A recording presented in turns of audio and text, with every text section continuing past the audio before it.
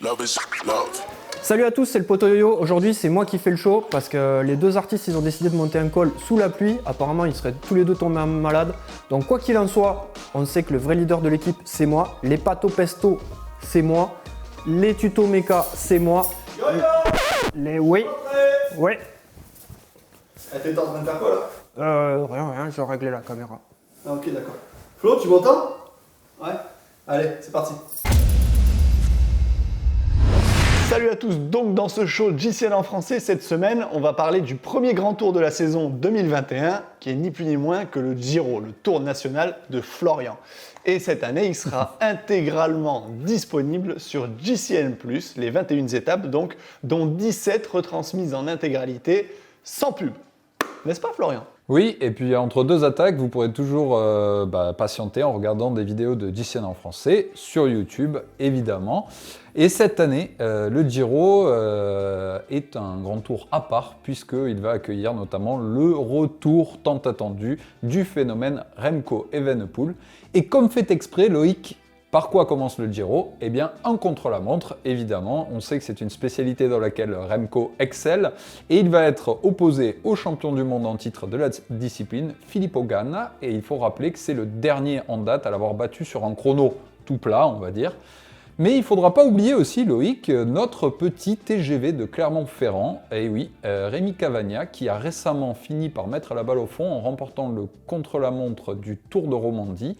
Donc ça va être déjà une première étape très excitante dès samedi. Et oui Florian, mais il ne faut pas oublier non plus Almeida, Campenart, Will Barta, enfin il y aura quand même du gros client sur ce premier contre-la-montre déjà. Oui, c'est du 5 étoiles, on pourrait en citer d'autres, Castroviero, il y a de très très gros rouleurs, mais c'est vrai qu'avec ces trois-là, a priori, on ne devrait pas trop se tromper quant au premier maillot rose de ce Giro d'Italia 2021.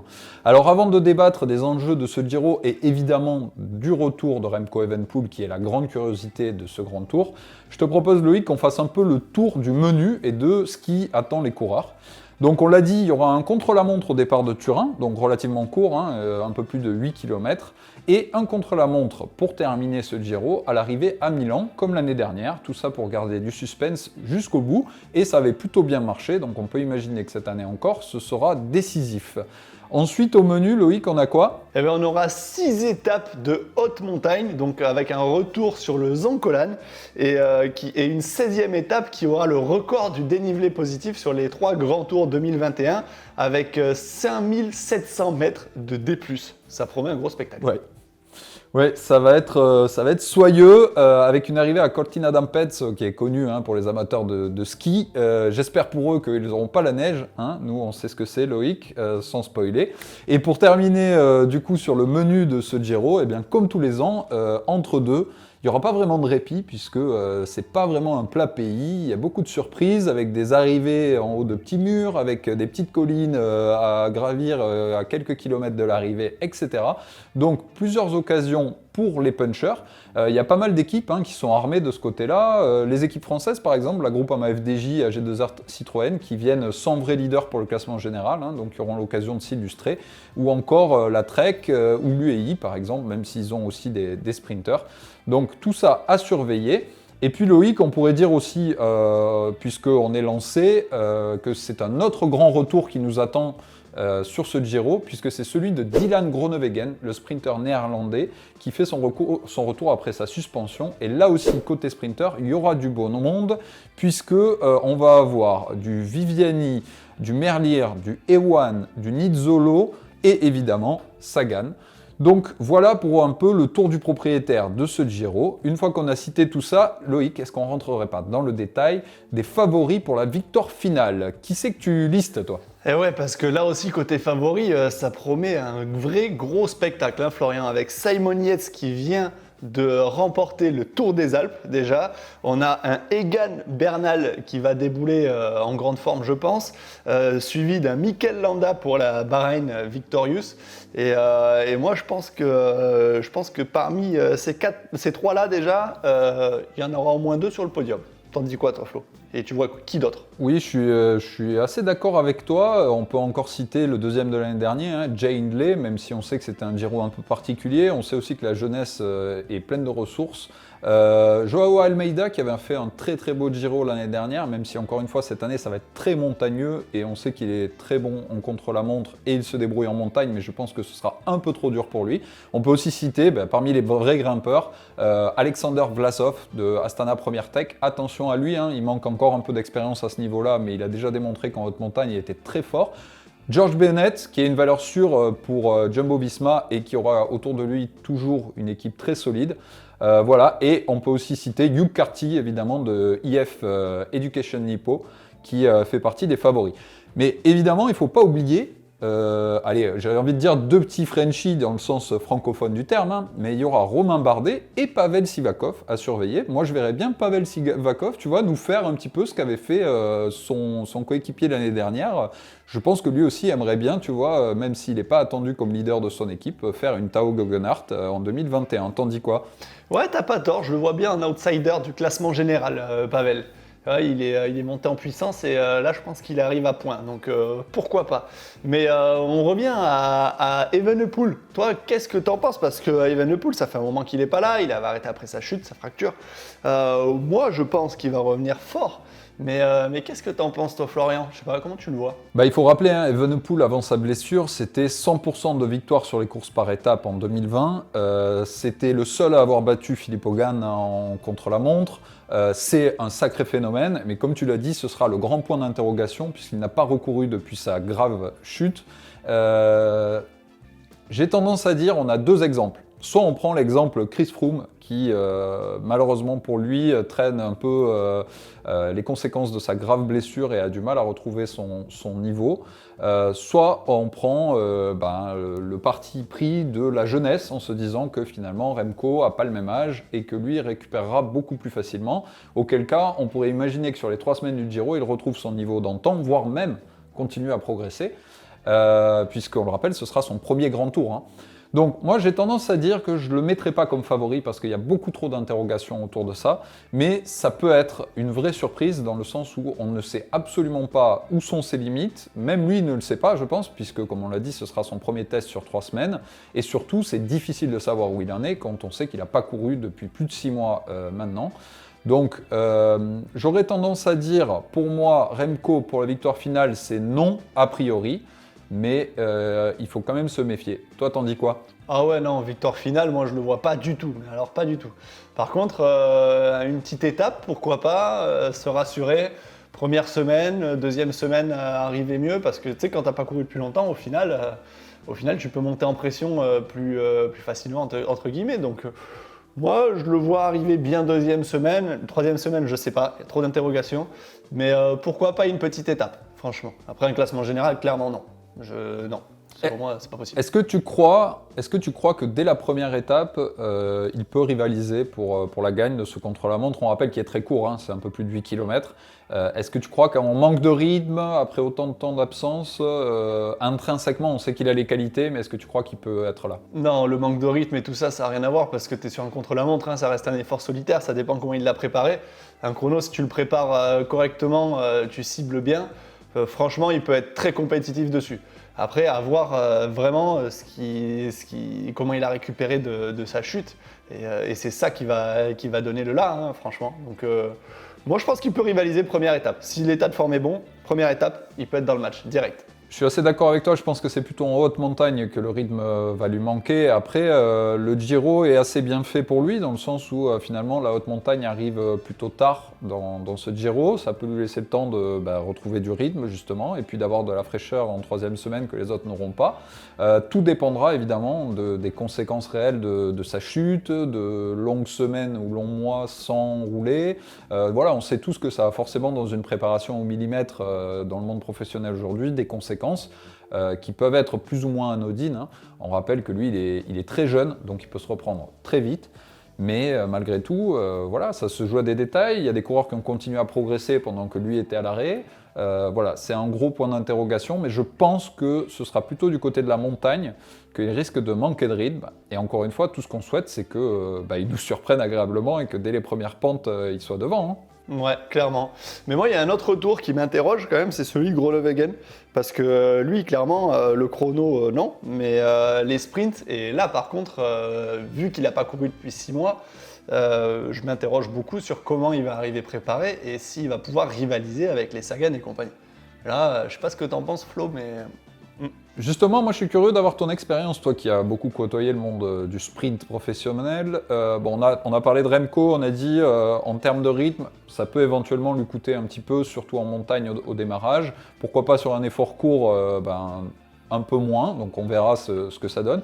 Mais en termes de sprint, à quel point c'est important de courir. On sait aussi qu'il y a la confiance du sprinter qui compte, tu vois, savoir se positionner, etc. Si tu l'as pas fait depuis longtemps, t'en dis quoi? Moi, je pense que Groenewegen, intrinsèquement, il a les qualités pour revenir et pour en claquer une pendant ces 3 semaines, mais je pense quand même qu'il va se retrouver un peu perdu au démarrage. Il faut retrouver les automatismes avec ton poisson pilote, etc.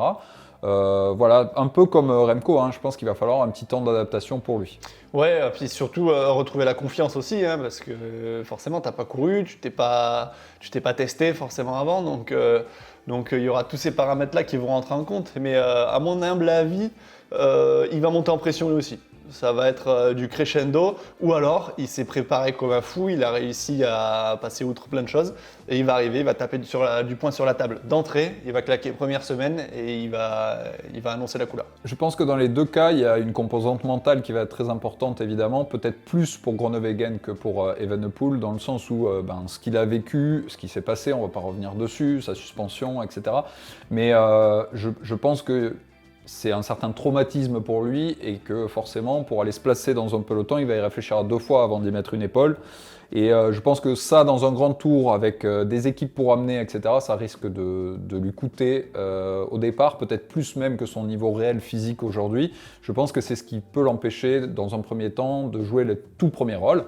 Après, si on a un beau sprint sur une chaussée bien dégagée et que la fenêtre s'ouvre pour lui, on sait qu'il a les qualités nécessaires pour aller l'emporter. Bon. Moi, j'aurais envie de conclure sur ces 2-là, Loïc, en disant que nous, tout ce qu'on souhaite pour la beauté du cyclisme, c'est les revoir lever les bras le plus tôt possible. On émet une petite réserve quant à la première semaine, mais c'est ça qui fait la beauté de ce sport, c'est qu'on n'est pas à l'abri de surprises. Ah non, ça c'est sûr, et surtout sur un grand tour. Du coup, en conclusion, Loïc, qui est ton favori pour ce Giro 2021 ? Tu peux nous en donner un ou 2, allez, je te laisse une marge d'erreur. Alors mon numéro 1, moi je dirais quand même le Poto Yo-Yo, mais vu qu'il prend pas le départ, au final ce sera plus le numéro 1. Ouais. Sinon, tu sais que je suis très nul pour les pronostics, donc je vais me lancer sur une très grosse cote. Rudy Mollard. Moi je vois Rudy Mollard au moins porter le maillot rose. Voilà. Écoute, ce serait top. Moi, je serais très heureux aussi de le voir porter le maillot rose. On sait que Rudy, cette année, pour une fois, il n'aura pas un rôle d'équipier de luxe à jouer, a priori. Donc, il aura une carte à jouer personnelle. Et pourquoi pas le voir dès les premières pentes aller prendre une échappée, une belle victoire d'étape et porter le maillot rose. Et puis, on ne sait pas, une épopée avec de longues minutes d'avance. Rudy, c'est un excellent grimpeur. Il pourrait créer la surprise. Il l'a déjà fait sur la Vuelta, donc pourquoi pas là au Giro. Après, victoire à Milan, voilà, je pense pas. Mais voilà, il peut surprendre. Je pense qu'il aura une bonne carte à jouer. Ok, alors je vais me lancer dans un pronostic un peu moins risqué, on va dire. Et moi, je dirais que pour moi, ce sera l'année de Simon Yates. Il a démontré qu'il était très en forme au Tour of the Alps. Et voilà, il a déjà remporté un grand tour. Il a l'expérience. Je pense que Egan Bernal est encore un ton en dessous. Voilà, je pense que Remco va forcément payer un petit peu toutes ces longues semaines et longs mois d'arrêt. Donc j'ai envie de parier sur lui. Et écoute, on verra bien, Loïc, le grand départ, c'est samedi. C'est à suivre sur JCN+, comme on vous l'a déjà dit. Et si vous n'êtes pas encore abonné, moi je dis, c'est peut-être le moment de tester. Exactement. Allez, on passe à l'actu et aux résultats, Florian. Du coup, Loïc, on passe directement aux résultats cette semaine, puisqu'on ne sait plus où donner de la tête. Il y a des courses toutes les semaines, de partout. Du coup, on a décidé de se concentrer un peu sur l'essentiel et on va commencer par le Tour de Romandie chez les hommes et le Ceratizit Festival Elsie Jacobs chez les femmes, qui était du côté du Luxembourg ce week-end. Et ces 2 courses, Loïc, elles étaient évidemment disponibles où ? Et sur JCN+, bien entendu. Évidemment. Du coup, Tour de Romandie, je commence et je te laisserai l'honneur de parler des femmes. Donc, Tour de Romandie, on a eu un retour fracassant de Geraint Thomas. Et quand je dis fracassant, eh bien, c'est au sens littéral du terme. C'est bien fracassé. Puisqu'il s'est bien fracassé lors de la 4e étape. Heureusement, sans gravité, c'est pour ça qu'on en plaisante. Mais pour celles et ceux qui ne l'ont pas vu, une chute assez spectaculaire et inexpliquée, même si bon, on peut se douter vu les conditions météo. Mais il est tombé à quelques mètres de l'arrivée. Voilà, laissant s'échapper la victoire d'étape, mais pas pour autant le général, puisque lors du dernier contre-la-montre, il termine 3e de l'étape et du coup remporte le classement général de ce Tour de Romandie. Qui a souffert, comme souvent, d'un temps particulièrement exécrable. Eh oui, Florian, mais tu veux pas nous parler aussi de la victoire de notre Frenchie Rémi Cavagna, aussi, sur le contre-la-montre? Si, tu as raison, Loïc, on en a parlé un petit peu dans l'intro du Giro. Rémi Cavagna qui a enfin mis la balle au fond, puisque, on le sait, il tournait un peu autour. Il avait fait 2 fois 2e en World Tour sur des contre-la-montre. Voilà, enfin, il l'emporte devant Stéphane Bissiger, qui lui aussi a déjà remporté un chrono cette saison, et donc Geraint Thomas, on l'a dit. C'est de très très bon augure, comme on l'a dit, avant ce chrono inaugural du Giro samedi. Rémi est en grande forme et voilà, c'est mon petit chouchou outsider pour porter le premier maillot rose du Giro. Ça va pas être facile, mais je pense que ce serait une super récompense pour lui. Et voilà, en attendant, ce qui est pris est plus à prendre et il a remporté ce chrono du coup du Tour de Romandie. Alors dis-nous Loïc, du côté du Luxembourg, qu'est-ce qui s'est passé chez les femmes ce week-end? Eh bien écoute, chez les femmes, on a une victoire danoise de Emma Norsgaard qui a remporté 2 victoires d'étape, donc qui s'adjuge aussi le classement général. Et derrière elle, on a Léa Kirchmann et en 3e, ta compatriote, Maria Giulia Confalonieri. Comment tu dis avec l'accent? Confalonieri. Ah voilà, oh, c'est beau, c'est beau. Vas-y, dis pas ton pesto, s'il te plaît. T'es bon. Pastel pesto. Oh putain, c'est beau ça. T'entends ça, yo-yo? Voilà, c'est ça. Ça y est, vous allez avoir faim, les gars. Oui, comme tu l'as dit, Emma Norsgaard qui remporte les 2 étapes, au moins elle a fait simple, hein, mais il y avait un prologue inaugural qui a été aussi remporté par Lorena Wibbes. Voilà, ces 3 étapes du coup au Luxembourg qui ont vu briller également Juliette Labousse, notre petite Frenchie, qui fait top 10 au général, et Cricri Magérus qui était à domicile, qui fait elle aussi top 10 au général. Voilà pour le Luxembourg, et on pourrait rajouter quelques résultats cette semaine, avec notamment une victoire de ton poteau Pierre Latour. Ah ouais, ce génie à la Vuelta Asturias qui remporte la dernière étape, c'est ça. Et Nero Quintana aussi qui a brillé sur cette Vuelta avec une victoire et un classement général, tout simplement. Donc, coup double pour monsieur. Ça fait plaisir de voir ces deux-là à nouveau lever les bras et c'est de bonne augure pour la suite. Voilà, on attend Nairo en grande forme pour le Tour cette année et Pierre Latour aussi. Qui fait 3e aussi au classement général, Pierre Latour. Hein. Au classement général, au passage. Ouais. Et Loïc, ce serait pas la semaine où on donne le vainqueur du vélo du mois par hasard? Ouais, tout à fait Florian. Et du coup, ce mois-ci, on a fait gagner le 2e tout simplement. Parce que notre stagiaire cadre community manager, non qui n'est pas stagiaire, je rigole, ça reste la big boss de la chaîne, on est d'accord, nous a fait une petite boulette en remettant le vainqueur du mois dernier dans le classement et il a été élu une 2e fois. Donc on a pris le 2e. Et c'est qui Florian le 2e? Eh bien c'est l'heureux ou l'heureuse propriétaire de l'origine Axum 2 GT. Qui l'emporte et il remporte du coup un bidon GCN Elite, grand format, et un t-shirt GCN pour préparer les beaux jours. Ce sera pas mal et donc on rappelle évidemment à nos vainqueurs de vélo du mois que pour réclamer leur cadeau, ils peuvent écrire justement à Juliette sur le profil Instagram de GCN en français en message privé. Tout ça pour échanger vos coordonnées et qu'on vous envoie vos cadeaux évidemment. Donc félicitations aux vainqueurs du vélo du mois, avec ce magnifique origine devant une vue tout aussi magnifique. Et oui, Florian. Et du coup, il nous reste plus qu'à se dire à la semaine prochaine, Florian. On se fait des bisous. On se fait des bisous, mon Lolo, et puis on se retrouve la semaine prochaine. On vous fait des bisous à vous aussi, et puis prenez soin de vous, et puis de retour sur le vélo à plus de 10 km cette semaine, profitez-en. Ciao. Salut.